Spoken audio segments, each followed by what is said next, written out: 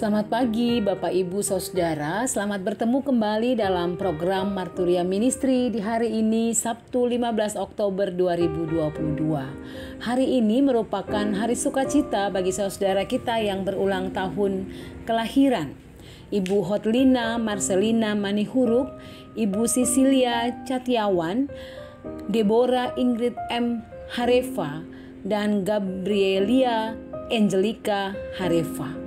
Kami mengucapkan selamat ulang tahun. Doa kami, Tuhan Yesus senantiasa memberkati.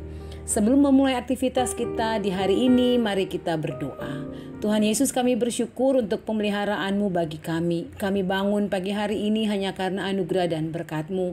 Kami mau menjalani hidup kami di hari ini Tuhan dengan membaca dan merenungkan firman-Mu. Buatlah kami mengerti dan mampukan kami untuk melakukan firman-Mu dalam hidup kami. Dalam nama Tuhan Yesus kami berdoa. Amin. Bacaan firman Tuhan yang akan kita renungkan hari ini terdapat dalam 1 Samuel pasalnya yang ke-30 ayat 21 sampai dengan ayatnya yang ke-25. Firman Tuhan berkata demikian. Ketika Daud sampai kepada kedua ratus orang yang telah terlalu lelah untuk mengikuti Daud yang telah dibiarkannya tinggal di dekat sungai Besor, maka keluarlah orang-orang ini menyongsong Daud dan menyongsong rakyat yang bersama-sama dengan dia. Daud mendekati orang-orang itu dan memberi salam kepada mereka. Kemudian mulailah berbicara semua orang jahat dan orang dursila di antara orang-orang yang ikut pergi bersama-sama dengan Daud itu. Katanya, karena mereka tidak ikut pergi bersama-sama dengan kita, janganlah kita berikan kepada mereka apa-apa dari jarahan yang kita selamatkan itu, kecuali kepada masing-masing mereka istrinya dan anak-anaknya. Itu boleh mereka bawa dan biarlah mereka pergi. Tetapi Daud berkata, janganlah kamu, saudara-saudaraku, berbuat demikian dengan apa yang diberikan Tuhan kepada kita, sebab Ia telah melindungi kita dan menyerahkan ke dalam tangan kita gerombolan yang menyerang kita. Siapa yang mau mendengarkan kamu dalam perkara ini?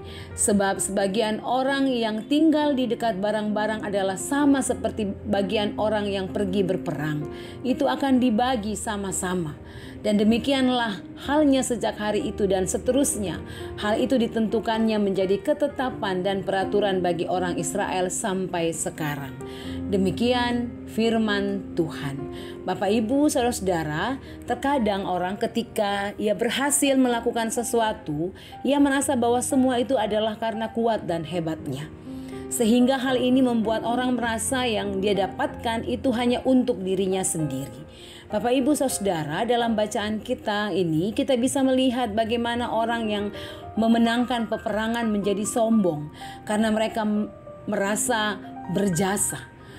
Mereka melecehkan orang-orang yang tidak ikut berperang. Orang-orang yang ikut berperang tidak mau berbagi hasil jarahan yang mereka dapat kepada yang tidak ikut berperang. Daud berbeda dengan orang-orang yang ikut berperang pada waktu itu. Bagi Daud, orang-orang yang tidak ikut berperang juga memiliki hak yang sama atas jarahan itu. Sikap Daud ini sangat terpuji. Ia bertindak adil. Apa yang mereka dapatkan hasil jarahan itu dibagi sama. Daud melihat kemenangan yang mereka capai itu adalah anugerah Tuhan semata, bukan karena kekuatan dan usaha mereka. Dan karena itu harus juga apa yang mereka dapatkan diterima oleh semua umat. Ibu, bapak, saudara, belajar dari firman Tuhan ini, mari menghargai setiap orang dengan bersikap adil terhadap semua orang. Jangan menganggap rendah seseorang yang melakukan hal-hal kecil atau mungkin tidak dapat melakukan sesuatu. Marilah memperlakukan sesama kita dengan adil dan penuh dengan kemurahan hati. Amin. Mari berdoa. Tuhan, mampukan kami menjadi orang yang selalu menghargai sesama kami dengan bersikap adil dan penuh dengan kemurahan hati. Dalam nama Tuhan Yesus kami berdoa. Amin.